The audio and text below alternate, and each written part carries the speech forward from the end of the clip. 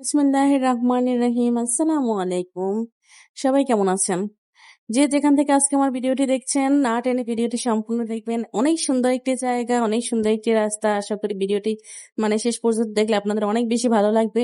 আর ভিডিওটি দেখার আগে অবশ্যই যারা ইউটিউব থেকে আমার ভিডিওটি দেখছেন সবাই আমার চ্যানেলটি সাবস্ক্রাইব করে দিবেন। আর যারা ফেসবুক থেকে আমার ভিডিওটি দেখছেন তারা অবশ্যই আমার পেজটি ফলো করে দিবেন।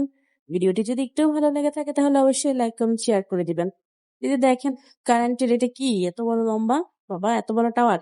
যাই হোক ভিডিওটি দেখতে থাকেন আর আমাদের সাথেই থাকেন। গেছিলাম বাড়িতে ঈদের ছুটিতে। তো ঈদের আনন্দ কাটাতে সবার সাথে বের হয়েছিলাম ঘুরতে। সবাই মিলে অনেক এনজয় করতেছিলাম আমরা। যে দেখেন এত সুন্দর একটি রাস্তা আমাদের এলাকার, যেখানে গেলে অটোমেটিক্যালি মনটা ভালো হয়ে যায়। কারণ আমরা প্রথমে নদীর পাড়ে ঘুরলাম, তারপর ওখান থেকে আমরা এই রাস্তায় ঘুরতে হাঁটতে হাঁটতে আমাদের বাড়ির দিকে যাচ্ছিলাম।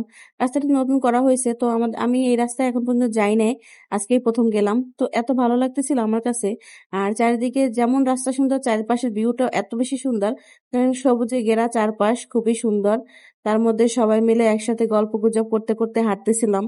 খুবই অসাধারণ একটি ফিলিংস ছিল, যেটা আপনাদের বলে বোঝাতে পারবো না। জানি না আবার কবে বাড়িতে যাবো, এই রাস্তা আবার লাস্ট কবে হাঁটবো। তো যাই হোক, সবাই আমার জন্য দোয়া করবেন যেন অনেক আনন্দ নিয়ে সবার সাথে মিলেমিশে এভাবে সবসময় থাকতে পারি। তো একটা মজার বিষয় শেয়ার করি আপনাদের সাথে, সেটা হচ্ছে কি, যে আপনাদের প্রত্যেকের ফ্যামিলিতে এমন কিছু মানুষ, এমন কিছু মানুষ বলে ভুল হবে, এমন কিছু ক্রিমিনাল থাকে যেগুলো আসলে আপনার আনন্দটা মুহূর্তের ভিতরেই মনে করেন মাটি কেড়ে দেওয়ার জন্য যথেষ্ট। তো সবাই এইসব মানুষের থেকে দূরে থাকবেন, কারণ এদের নিয়ে আপনি চেষ্টা করবেন যে এদের নিয়ে মিলেমিশে কিছু করার জন্য, কিন্তু এরা কি করবে মাঝখান থেকে মিলেমিশে তো দূরের কথা, আপনার নিজের আনন্দটাই মাটি করে দিবে।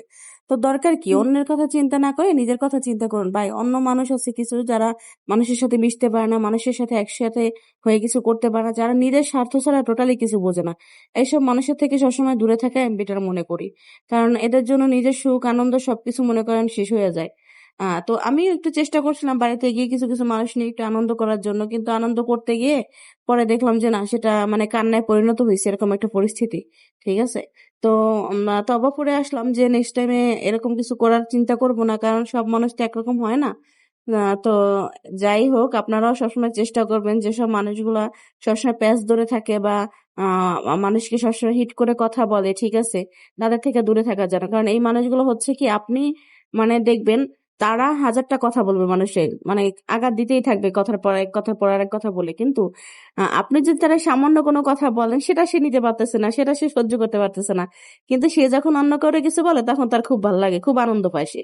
তো এইসব মানুষগুলোর কাছ থেকে দূরে থাকার চেষ্টা করবেন, কারণ এরা দেখবেন ওই উপর থেকে ভালো সাজবে আর ভিতরে আপনার এই যে কি বলে এটারে, ভিতর দিয়ে আপনার ক্ষতি করে দিবে। তো যাই হোক, তারপরে মনে করেন সবার সাথে মিশতে হয়, কিছু করার নাই, কারণ আমরা একসাথে ফ্যামিলিতে থাকি। তো একসাথে থাকতে হলে অনেকের সাথে মিলেমিশে থাকতে হয়, কার মনে কি আছে সেটা বুঝতে দেওয়া যাবে না।